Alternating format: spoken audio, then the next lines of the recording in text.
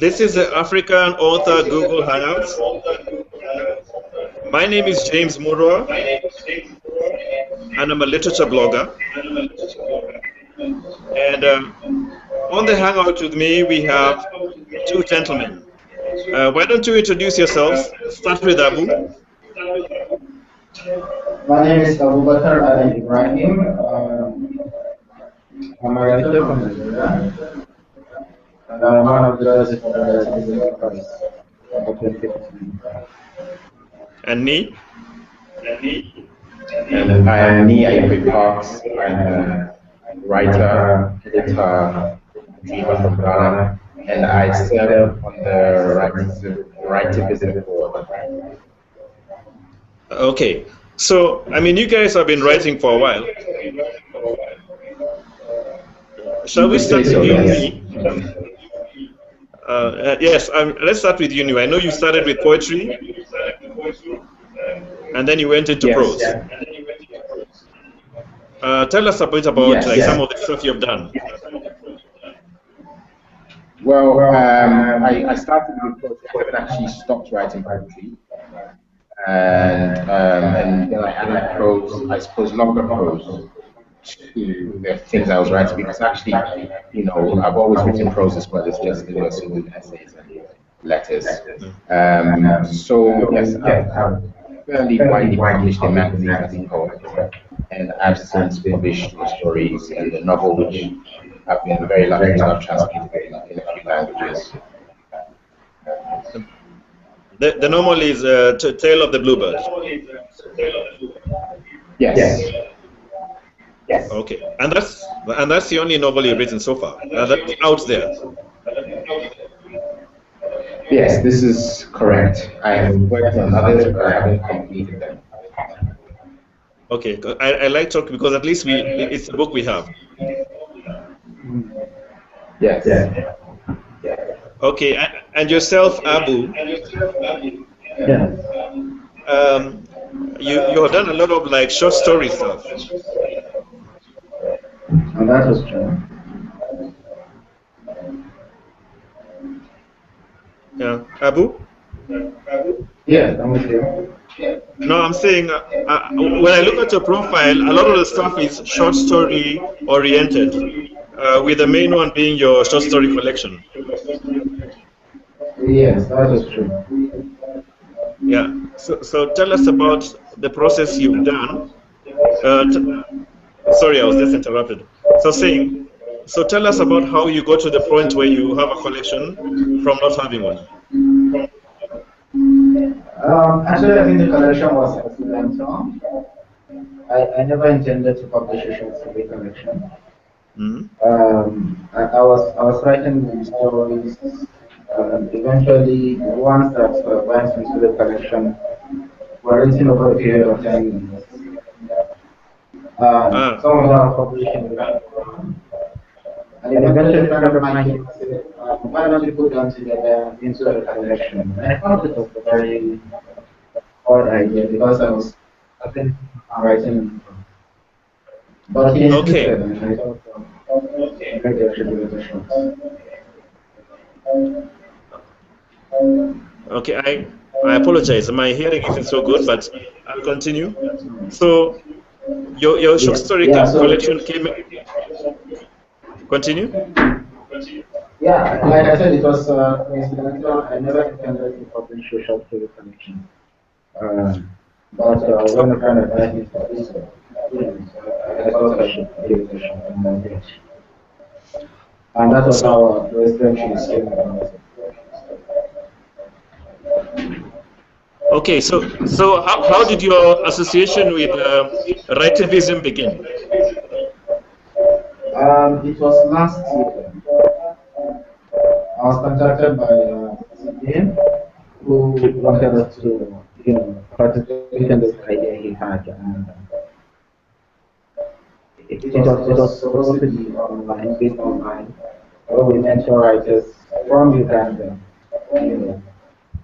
So it email exchanges and Facebook and all of that. So it was new. So Yes. Because you're the one who started this introduction. So what is your association? How did it start? I was also contacted by email by Mr. J, and asked to serve on the board of Writivism. And I thought it was a good idea, and I always like to find ways to be involved in the development of writing and reading on the continent. So, as much as I was hesitant because of my workload, I felt that it was something I'd like to be involved in, and so I agreed. So, would you mind And for it's those also the reason why I'm here. For those who are because I wanted to see what it works like on the ground. For those who are listening in and may not know what Writivism is, what is Writivism? Well, Writivism is, to my knowledge, is a movement that's primarily aimed at improving writing and writing skills within Uganda. But out of that has evolved this collection that I will help, well, this competition that I will help judge, which is becoming an anthology and also a festival. What about you, Abu? What is Writivism? Because you're a latecomer. I'm not a latecomer, no. I was there from the beginning. Yeah, I was basically the first edition of the program last year, where we mentored people online. And most of them were writers from Uganda and attached to some African writers who had managed to compare them. And you know, they wrote short stories, we mentored them and kind of, you know, content based out for them to improve the book. And that was how it started from last year. And this year, the program grew. You know, they wanted workshops held in several cities, Abuja, Kampala, Joburg, and so on. So I was one of the facilitators of the Abuja workshop, and I'm equally one of the judges for this case. So for me, it's a wonderful initiative of kind of giving back to the community, or giving back to Africa, you know, and we've always been complaining that African literature is defined by the West. And this is an avenue for us to define what we want our literature to be. You know, how do we want to tell our story? In what ways do we want to do it? You know. So I thought it was a wonderful idea, and I decided to very fast. Okay, so you've been judging the stories which came from over 17 African countries. Yes. So what have you seen? What are some of the stories? What are they writing about? Yeah, there's a predominance of domestic violence, you know, in most of the stories, which is somehow common for stories from all the regions of Africa, from east, west, south, and then most of the stories also dealt with families in crisis or in persecution, individuals undergoing some really challenging periods in their life. So the entries are divergent. Focus is wide, but at the same time there's an emphasis on domestic violence in most cases. Okay. Now, you've shortlisted 5 stories, huh? Yes. Yeah. What is special about these stories? What do you find that's special about them? I think considering the other entries, this ones were really exceptional. You know, they were outstanding. They just stood out from the beginning. You know, the writing is good. The stories were well told, and you know, even though there were some editorial issues that we actually noticed, you know, such as the they are unpublished stories, and most of them are for writers who have never been published before. So there were editorial issues that we noticed, and we recommended to the administrators of the prize that if all these stories are published in Ghana and television, they should be subjected to Writivism. And I'm happy that has been done. So, yeah. Okay, let's bring Ni in here. Is this your first time in Kampala? No, I've actually been here a few times. Always for writing development, to be honest. Initially with FemWriters and African Writers Trust and the British Council. So it was 3 organizations working together that brought me in for close to a week to work with writers on various things, mainly poetry the first time. And I've been here a couple of times since. So this must be my 4th or 5th time. So, I mean, it's not your first time. I mean, that's what I'm hearing. Yes. Yes. Yeah. So, what are you expecting from the festival? What are the kind of sounds which we can't see when we're in Nairobi? Well, I've come out of curiosity as well as duty. So I'm finding out. Obviously, I have arrived, I suppose, 2 days into the festival, or I think 1 day into the festival. So I don't know what the vibe is. It's based in mainly the National Theatre, which conceptually is a good thing to have a festival based around a single location, because it allows the authors to interact with aspiring authors, with the audiences, and it has public spaces for interaction, which I think is very important. So it remains to be seen how it actually works, how it actually finally comes together. I think in terms of the writers coming in and starting out, there are things that perhaps could be done differently, but these are some of the things that we learn when festivals get started. So, for instance, a writer arriving and having a pack in which schedule is outlined clearly with how to get to places, etc. So that you don't feel like you're playing by ear most of the time. I think that's helpful. Thankfully, all the writers here are adept at just managing and juggling. I mean, Abu is from Abuja, so you can imagine the man knows how to hustle and manage. So essentially, that's what I feel like so far. I've been here maybe 18 hours. Is what I feel we've been doing is kind of managing things. But the idea itself is very sound and it has a lot of merit. So being on the board, it's my duty to look out for these things and maybe at the end make some recommendations. I think it's very important, it's vitally important right from the beginning of any writer's career, and therefore as part of the festival that they feel that they're valued, that the time that they're given is worth something. So it's important that when we're planning these things, we think of how to make that value real for the writers. And I think that's one of the key things that every festival has to think of. What is it that we give to a writer that another festival can't give? And it doesn't have to be money. So yeah, we'll figure it out at the end of the festival. But so far, there's lots of goodwill, lots of spirit, and meeting other writers is always good fun. So I have to ask you, you have this festival, you have this new bunch of writers. Is there enough space for them? Is there enough of a market for them? Enough of a market in terms of a live audience or publishing?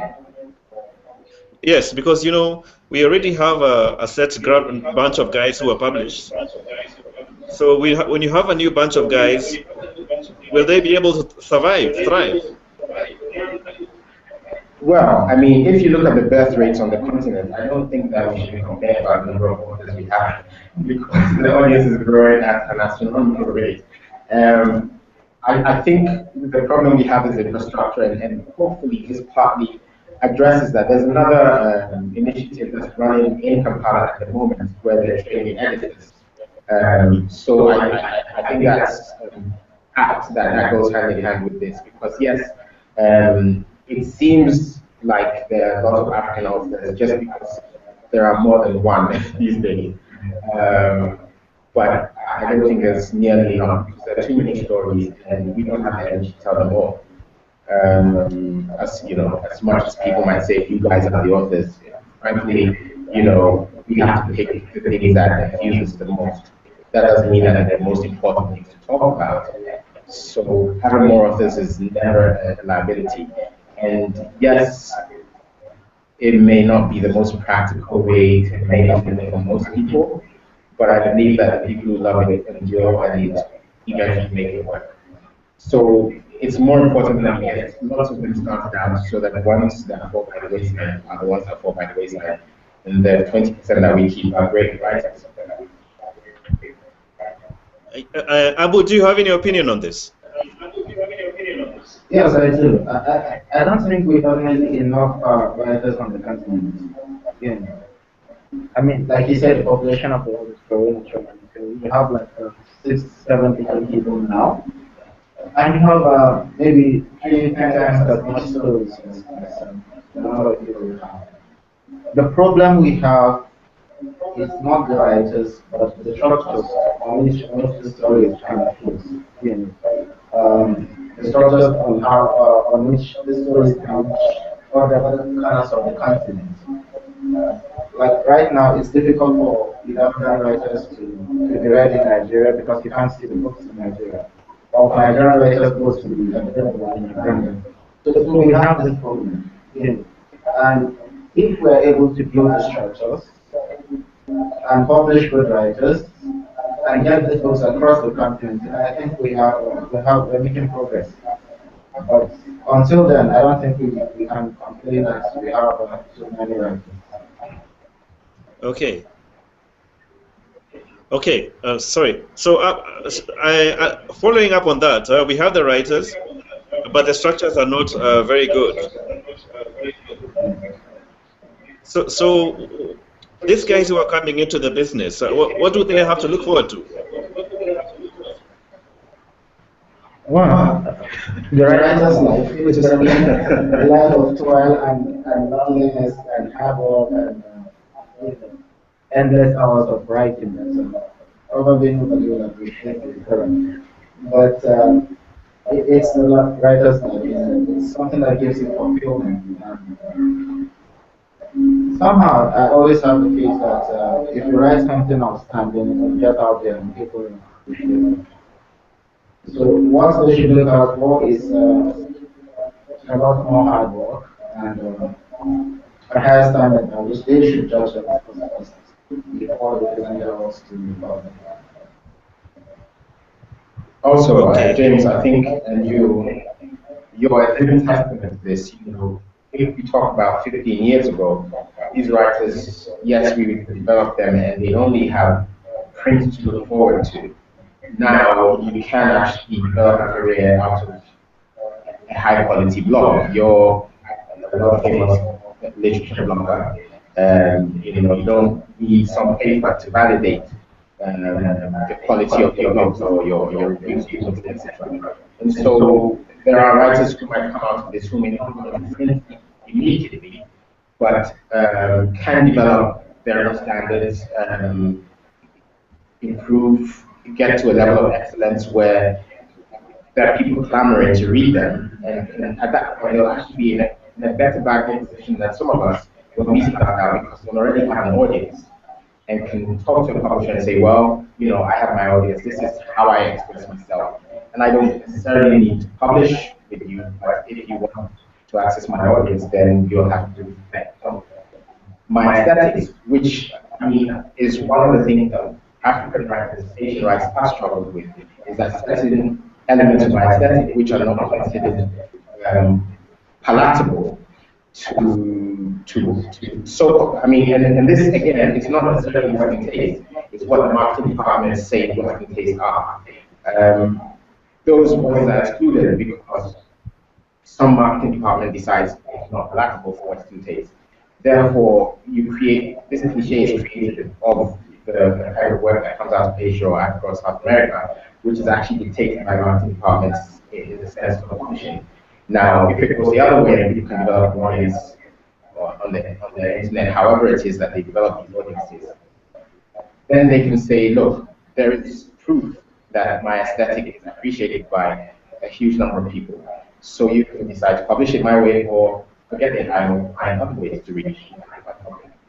So the balance of power can shift, provided that we achieve let's get a following and validate with it, and have the courage to do it as well. Because actually, it does take courage when you're approached by a big publisher to say, yeah, I know you're offering me this amount of money, but actually, my art is more important. It's more important that my art is presented the right way than I have the easiest cover and however much advance. Okay. Now, I hope I haven't, I don't, because I'm not hearing everything you're saying because of the connection. Okay. But not as clearly. But tell me something. Are you noticing there's a new thing where these writers from around the continent are now coming together in a way that they didn't come together 10 or 15 years ago or 20 years ago? What do you think about that? Yeah, I mean, I can certainly say so. Both in the English-speaking world, and recently I've been in France to promote the French translation of my book, and you know, I've encountered a wider community of Francophone African writers who are also a community. You know, the links between Haitian French writers and Togolese French writers and Cameroon French writers was incredible. And I just feel like if we continue to do what we're doing, networking on the internet, starting these festivals where we can bring people out from other language, writing language kind of bastions and link with them, then the community grows and the things that we can achieve are greater, but also we learn from each other's experiences. So, for example, in France, literary agents aren't very common. People tend to negotiate directly with publishers. Now, talking to some of them, they realize that some of the publishers are taking advantage of them. So, suddenly you have slightly more talented writers out there who say to the publishers, well, you know, let's move the percentage points a little bit this way, or let's market it this way, that kind of thing. And I think that sharing of information amongst writers for the benefit of writers rather than necessarily the literary industry is a great thing. And it's definitely happening much more on the continent. Okay. And yourself, Abubakar, what do you think about the order of Abbas? You know? I think networking is very, very important. We're only just realizing the potential that are there in networking. Thankfully, the social media is there and it's helping to kind of, bridge the gap between writers on the continent. And it's very important that they kind of link up and do the thing.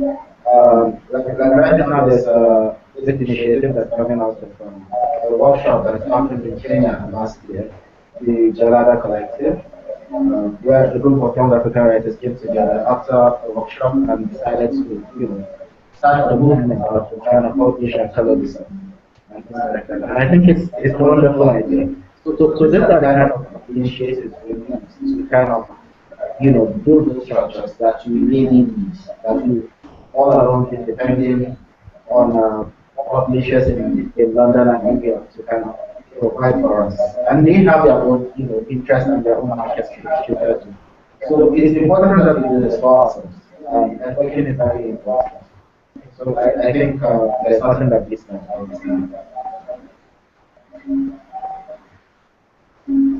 Okay, I mean, I have to ask you, where does Writivism fall into all this?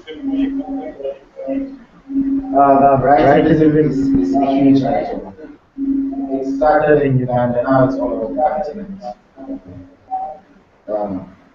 And because of this, writers from Nigeria, writers from Uganda, even writers from South Africa, and so it's very important. Apart from providing the avenue for kind of training writers, it's also opening up the readership. People are now reading each other, and it's important as far as I'm concerned that Africans read African writers. You know. And Writivism is kind of providing this platform, so I think it's yes.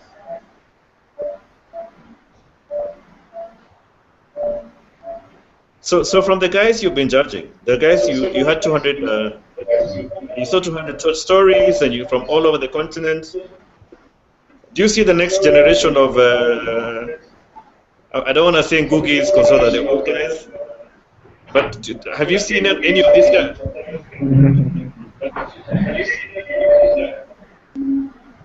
Yes, some of the stories are really promising.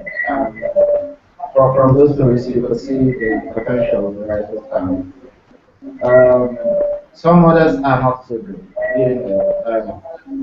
And that is why I think a lot of these other writers can benefit from those constructs that have happened over the companies. So yeah, their potential, their promise, and hopefully there will be fulfillment of the promise. Okay, I mean let's take a break away from Writivism for a second there. So you guys, are you following?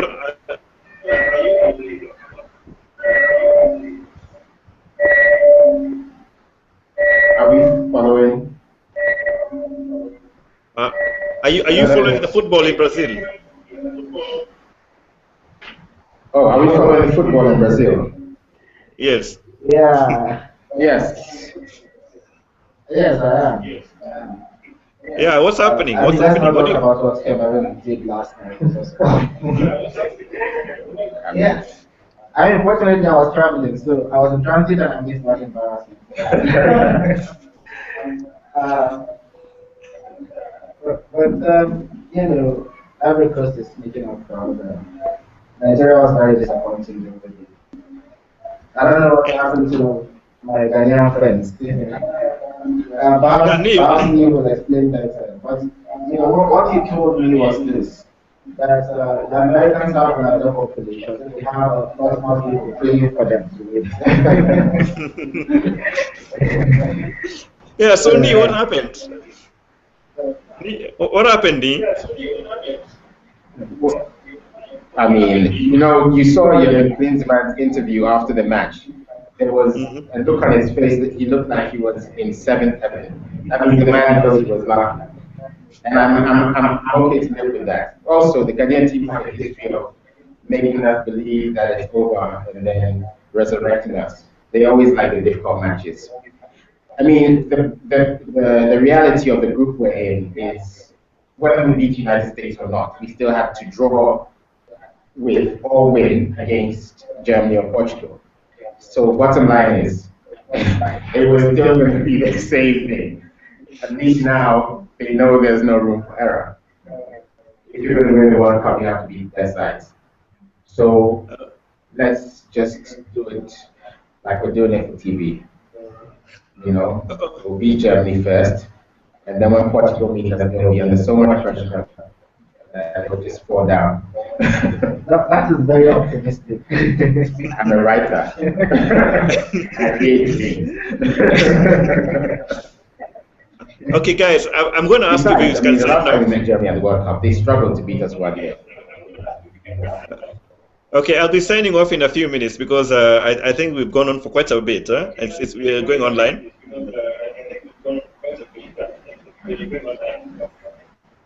So okay. I'm gonna ask Abu. Yes.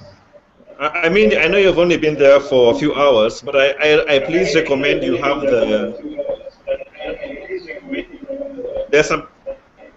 there's some grasshoppers which you eat in Kampala. I recommend you try those. Oh, really? Okay. Yeah, please. Thank you for the recommendation. I'll definitely give it a chance. Yeah, insist they take it's and they don't make sure they give you the dry ones. Okay, dry ones, dry suckers. Yeah.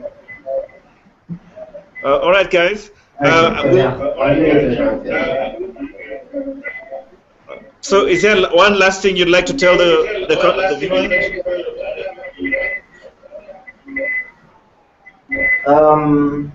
Yes, read African writers. I mean, if you don't have access to the book, you have the internet, and it's making the world shrink. And don't tell me, and there are lots of people. I mean, I was here last year, but there are lots of people that you've interacted with on social media, and you meet them, and it's as if you have known each other for a very long time. So the world is shrinking, and there's literature in the internet or on the internet. So tap into it and read African writers. Mm. And you need? Wow. Believe in Ghana. And read my.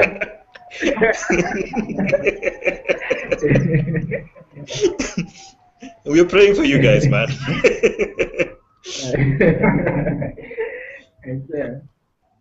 Yeah. So apart from the Ghana thing, what about the writivism? As we sign off.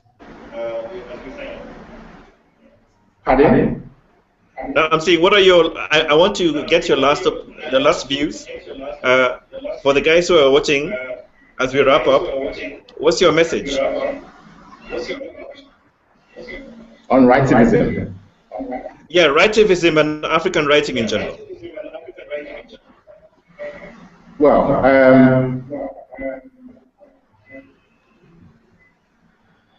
writivism, I've already spoken about. I think it's a great initiative. It's really about how we manage it from now on. With African writing, I think that people really need to just, writing in general, people really just need to stop trying to reformulate, actually, and just get into the stories and let the stories transport them.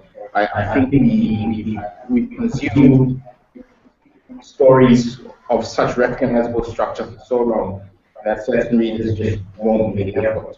But you can't have wonder if everything's familiar. So yeah, just go out there and read more, especially for readers who say they read African writers and only read from one language in Africa. I think that you're setting yourself short. So you want to read books that come out of Arabic, out of Hausa, out of French, out of Portuguese. We have all these languages on the continent. And so let's not pretend that literature is only what's written in English or only what's written in French, because there's no way you get a full picture of the continent. You just read it. For most people, West Africa. I mean, most people, when they say they've read African writers, they've read West and East, which would be Ngugi and Chinua Achebe and Wole Soyinka sometimes, or they own the Wole Soyinka, but they won't read it because they say the West are too big.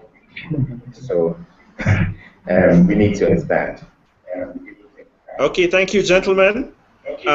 Before we leave, please give me some of three of your favorite writers under 50. African, of course. Under 50? Under 50, not under 40, under 50. Nice. Now I have to start thinking. What you? Jose Eduardo.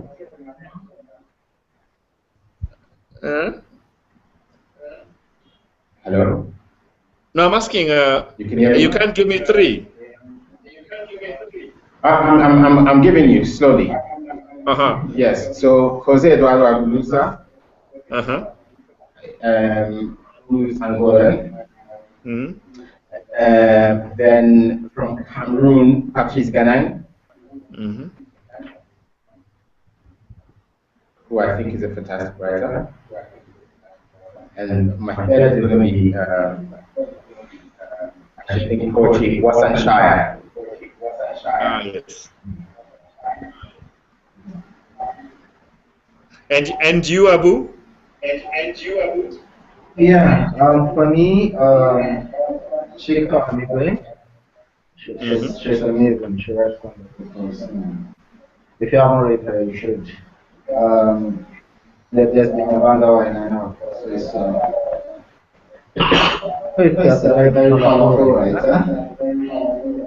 And they have something that is also they are all on the Yeah, but then you see two of them are Nigerian. You see how I consciously didn't even pick one of every 6 African is Nigerian. It's then Nigerians are Africans. So let's not go there.